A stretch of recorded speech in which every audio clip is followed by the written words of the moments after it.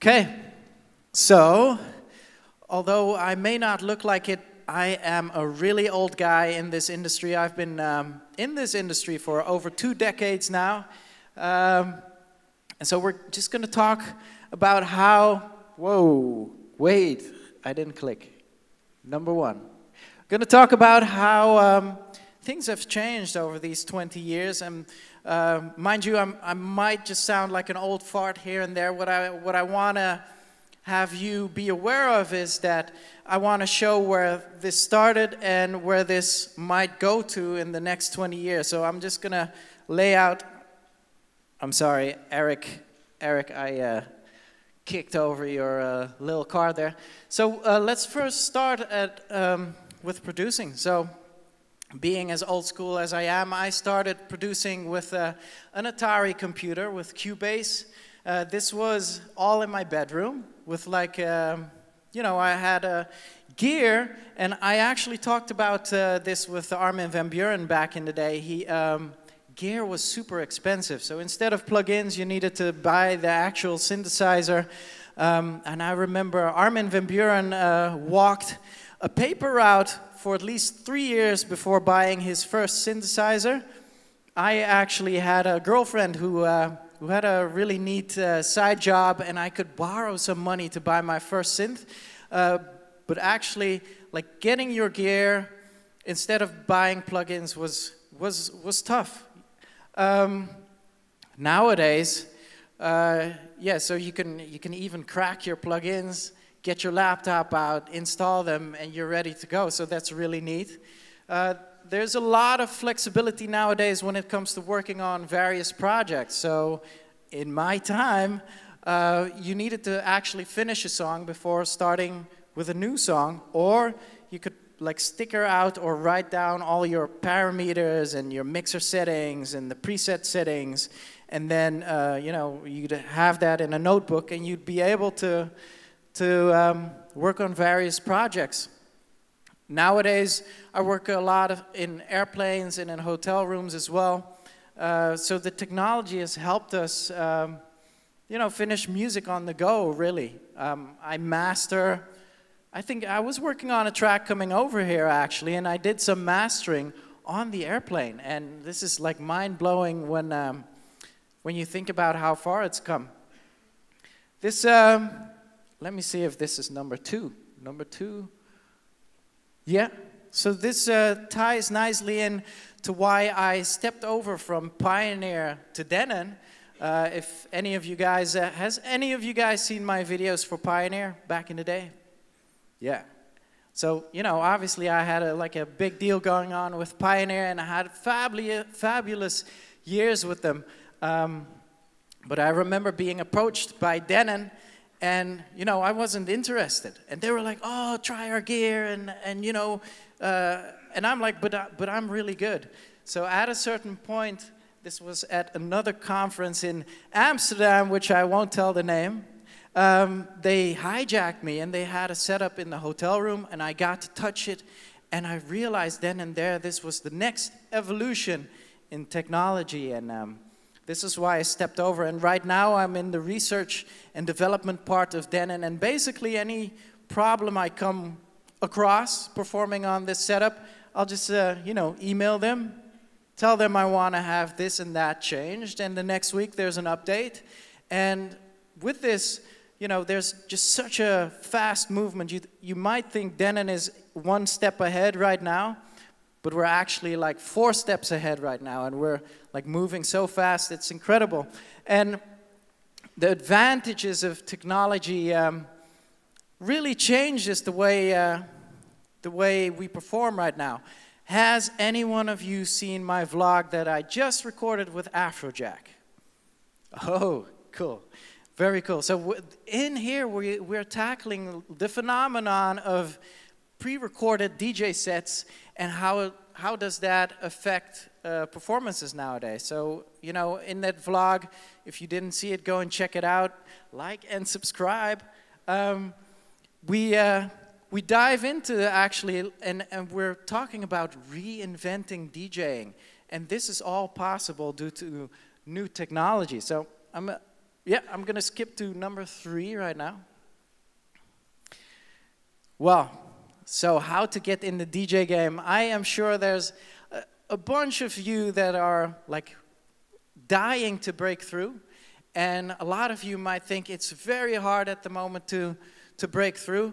Well, when I was breaking through, I needed to go against like guys like legends, like Carl Cox, like Daft Punk, DJ Sneak, like, you know, these.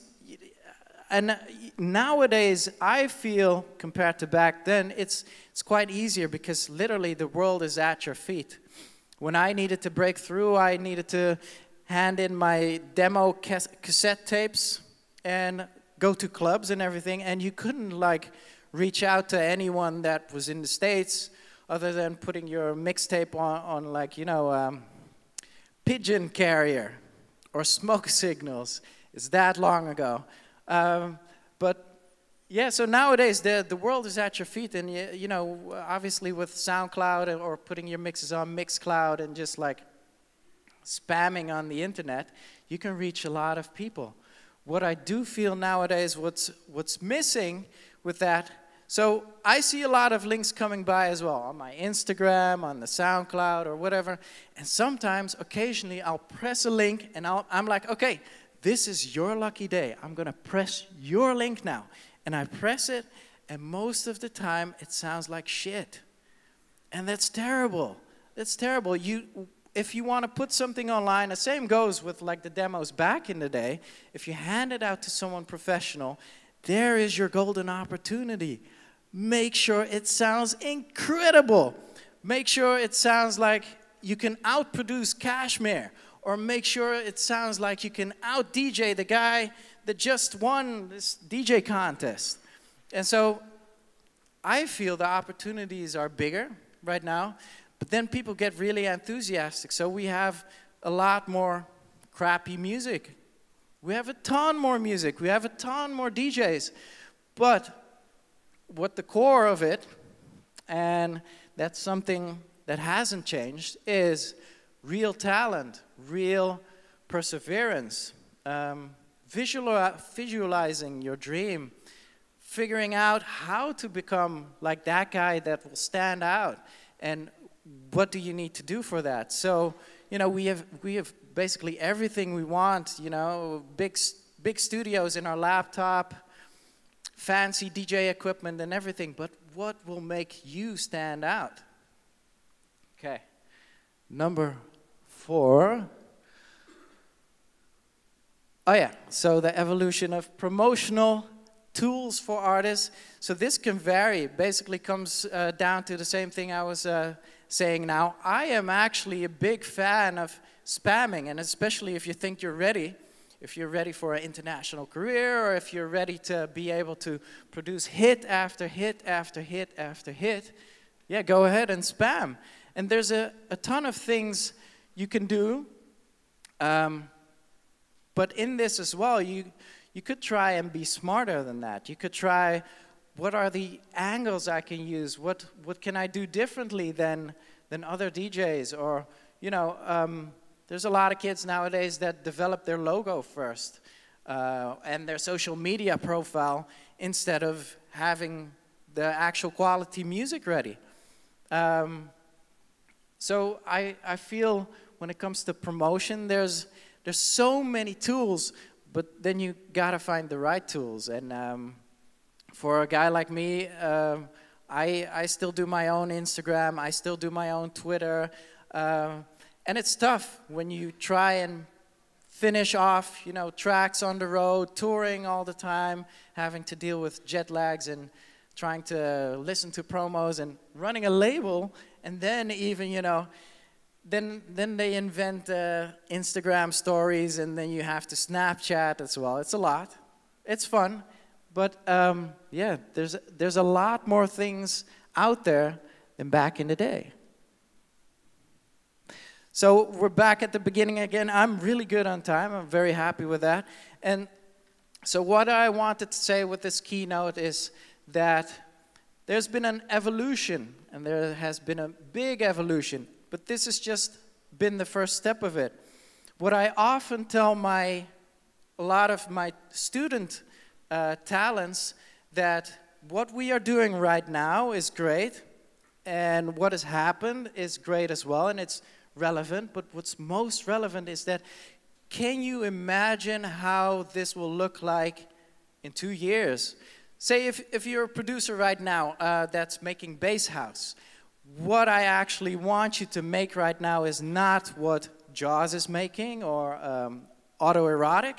What you need to think about is how will this sound 2 years into the future? And if you can make that now, if you can nail that now, you're golden. Same goes with all the promotional tools, technology, DJ implementing. Picture yourself ahead in the future. And if you're going to start doing that now, there's your golden ticket. Thank you for joining me. This was my keynote.